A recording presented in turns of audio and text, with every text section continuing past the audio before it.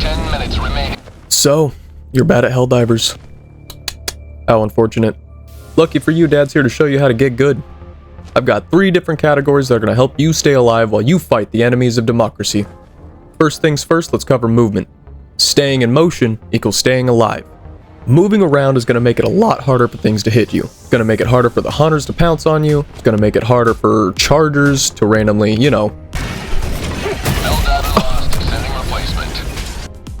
It's going to make it harder for bots to hit you. It's going to make it harder for cannon towers to hit you. Movement is also going to lead us into our next tip, which is keeping your head on a swivel. Now you want to keep looking around, because if you know where the enemy is, you know where you can get attacked from. It's also going to help prevent ambushes. This is why you keep your head on a swivel. Now I'm surrounded.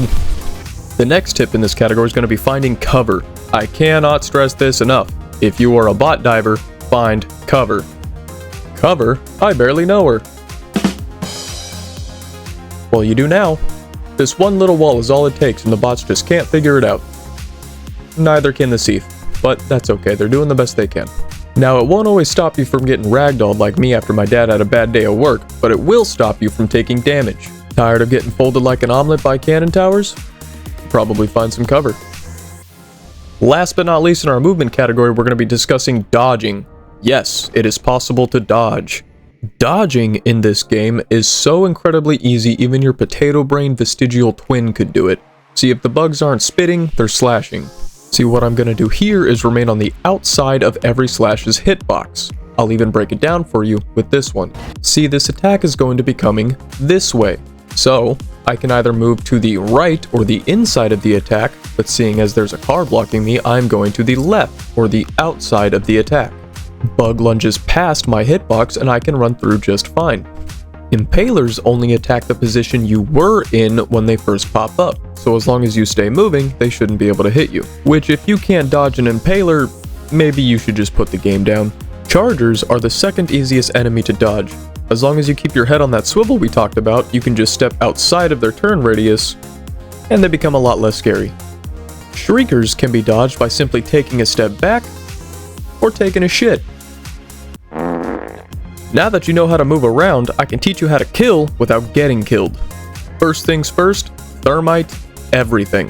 Thermite is God personally endorsing managed democracy. I swear, this is a mainstay in my loadout. Pesky chargers, thermite. Impalers, thermite. Hulks, thermite. Fabricators, you guessed it, thermite. Next up, do not underestimate the value of a headshot. Headshots are going to be your #1 way to one-shot most enemies, especially for the bots. Now, you won't always be able to get a headshot, but that doesn't mean there isn't a weak point, like shooting the base of a scout strider if they're reinforced or if you can't get behind them, or shooting the engine of a bot ship to avoid bot drops. Vents are a reoccurring weak point among all fabricators and automatons alike. If you see a vent, shoot it. Another way to one-shot most things is with anti-tank. Personally, recoilless for the bugs, quasar cannon for the bots. For the squids, just bring a mech and blow everything up.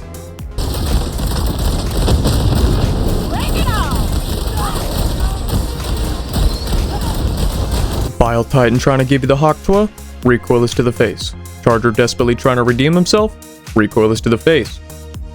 Hulk spying on you, quasar to the face. Carrying anti-tank will also allow you to complete certain objectives from a distance, like a shrieker nest, so no need to get up close and deal with all that. Or terminating the illegal broadcast, which you don't want to get too close to anyway. Unless you're trying to read it, you dissident scum. Our last important tip for the how to kill section is going to be animation splitting your reloads. This will save your life. Getting stuck in an animation is a really good way to get your cheeks clapped in this game, so I'll demonstrate what to do with the recoilless. So I fired my shot, but it's not safe for me to reload. So I'll stop, pull out the shell, dive out of the animation, run to a safer location, where I'll put the shell back in, and then I'll dive out again. Now, reloading the recoilless rifle takes about 5 seconds if you do it in one go.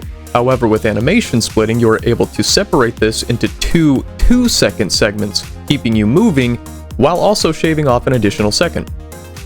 Now that you know the basic skills to keep you alive and killing the enemies of Super Earth, let's discuss how to actually be good. First things first, memorize your stratagems.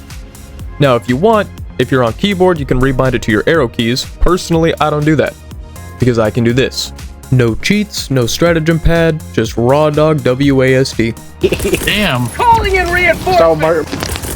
Reinforcements! Because I've memorized the stratagems. Next, you're going to want to know when to engage, because no, you don't have to fight everything. Please don't fight everything. But if you insist on fighting everything, let's talk about how to take on some groups. Now, bots are fairly straightforward, as long as you take out the little guys first, so they can't call in any bot drops. Then, you can just proceed to deal with the heavies using our previously discussed methods. Quasar to the face for the Hulk, and then come over here, thermite the tank. Now, bugs can be a little trickier, since most bugs can call in reinforcements. However, never underestimate the power of just a little bit of high ground and a sentry turret. I mean, look at that thing go. I'd also recommend using something that explodes, like the Eruptor or Exploding Crossbow. Now honestly, you might get some hate for using these weapons, but both of them are going to pack a serious punch with some serious AoE damage. Perfect for clearing out large numbers of bugs all at once. Weapons like these are going to prevent you from ending up like this. Weapons like these work great at clearing out large groups at once, and keeping the general horde off your back. They can also be used to clear out bug holes from a distance. Keyword, distance. Firing these up close?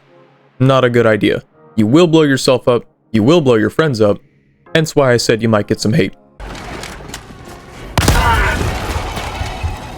Now if you're low on supplies, you're outnumbered, whatever, you can't take on the enemies, you can also use stealth. Yes, there are stealth mechanics in this game. Part of what I meant by please don't fight everything is that you don't have to fight everything. For example, right here I have a bot patrol that I'd much rather not deal with, so I'm just gonna hide behind this rock until they pass. However, if you're on the bug front, the bugs can smell you from a distance, so I'd be careful trying it with the bugs. You can also use your given choice of grenade to cause a distraction and lure patrols in any given direction that you need them to go. Works great if you need to sneak past a large group. And last but not least in our how to be good category, stim before everything. Stimming in this game gives you a couple of seconds of insane health regen, which is going to be the difference between a dead Helldiver and a good Helldiver.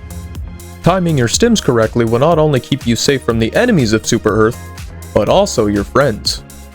Oh shit, they didn't. Go die to my fucking feet. Dude, how are you alive? Whoa, I bet you thought we were done, but I've actually got a secret fourth thing I've been keeping from you. And that is, accept your fate. RNG's a bitch. You can do everything right in this game and still die, so it's important to just have fun. Mission at 10 minutes remaining. Oh.